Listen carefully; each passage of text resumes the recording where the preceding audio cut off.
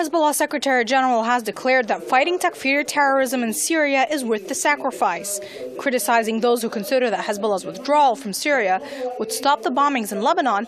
Said Nasrallah stressed that had the Takfiris triumphed in Syria, it would have become more dangerous than Afghanistan and would have spread to Lebanon.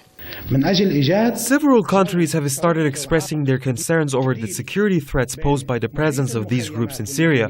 Do we not have the right as Lebanese, who are in Syria's border, to worry, take measures and make a preemptive move?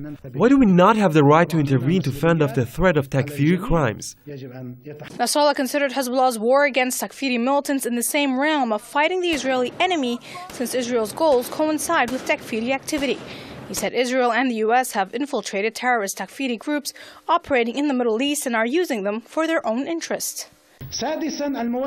Of course, Israel has infiltrated these Takfiri groups.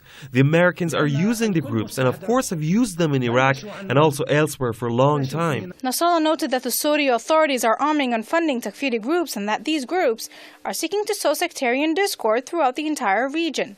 Hezbollah leader described the al-Nusra Front and the militants associated with the group called the Islamic State of Iraq and Syria as the best examples of Saudi-backed Takfiri mindset. Strategic experts say that Hezbollah's fight against the Takfiri militants would relieve the entire region of their dangers. The most significant victory for Hezbollah against these Takfiri groups would be in Syria, and everyone could see the outcome of Hezbollah's military presence in Syria and how they have succeeded in weakening the Takfiri groups. The defeat of these groups in Syria would diminish the danger they pose to the entire region. Head of the Lebanese resistance considered the formation of the Lebanese government as significant in helping Lebanon avert internal strife.